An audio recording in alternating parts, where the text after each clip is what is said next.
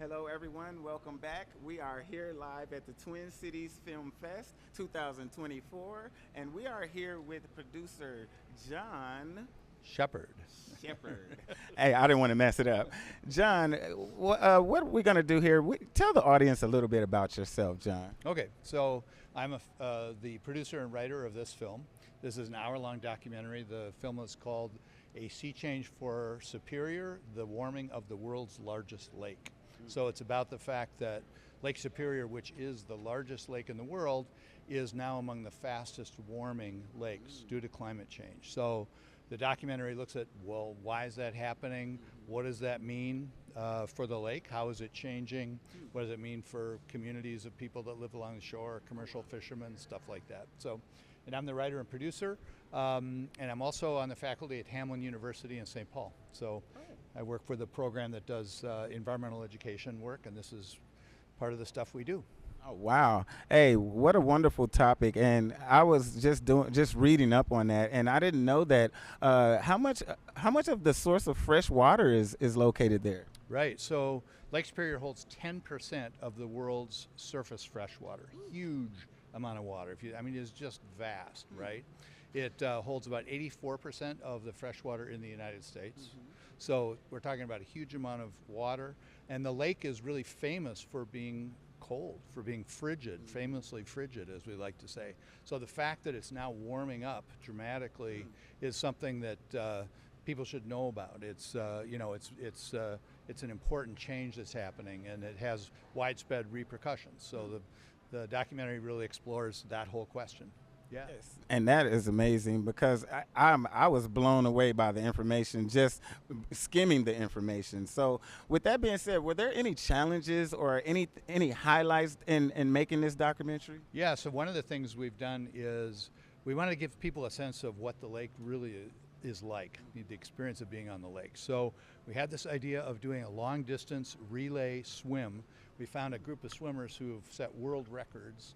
A couple of them have swum the English Channel a couple times, and they did a world record swim in Lake Superior from Split Rock Lighthouse to Duluth. It's 46 miles without wetsuits. Wow. And this is something people just would not have even thought of doing that 10, 15 years ago. But the fact that the lake is now 4 degrees or so warmer on average every year, the surface waters were actually tolerable for those folks the whole trip. So that was amazing. So we had to film that. We had, a whole flotilla of boats. We had a drone videographer. We had several videographers who were on the boat doing underwater stuff. So it was quite an event. So that was a major part of the production. Oh wow! And then it's funny that you mentioned in doing that swim, nobody would actually ever do that. But was it true that the water stayed above 60 degrees? It was, yeah, 60 degrees or more the entire time. Which again, that just nobody would expect that to be the case. It was in August, so August is usually when the water's warmest. But there's still plenty of cold water in the lake, but it tends to be very low, deep down. But occasionally you get up currents that come up stuff. So we didn't know if it was going to work. We didn't know if the whole thing had to get called off. We had some big winds come up that it was a little touchy for a while, but they were able to get it done. So. Oh wow, that is amazing. That's amazing. So I can't even fathom shooting this. I'm an actor as well, but being on that set was probably amazing.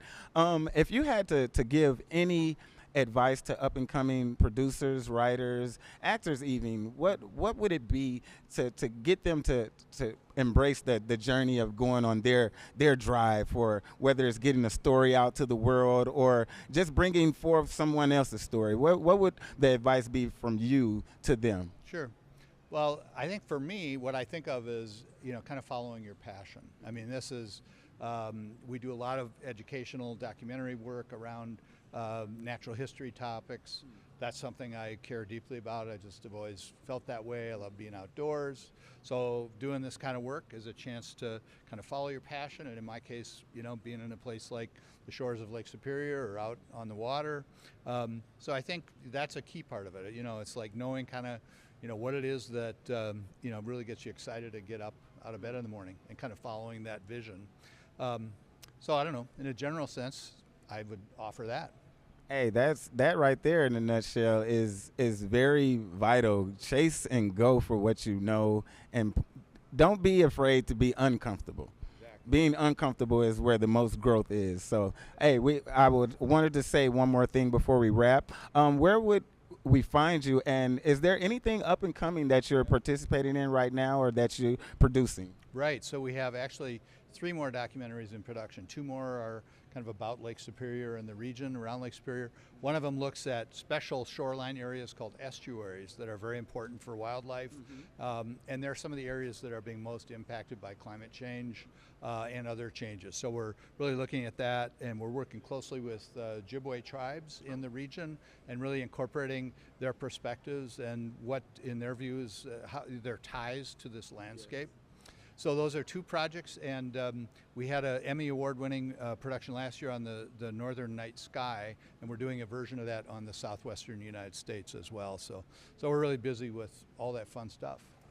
Hey, John, it sounds like you have a journey ahead of you, but we look forward to seeing everything that you produce and that you put out into this world, because obviously you have a mission, and that mission is to bring awareness to the topics that's very vital to our survival, even in this world. So thank you very much, and tell the audience where we can find you at as far as your social media or anything. Right. So Hamlin University is where we're located.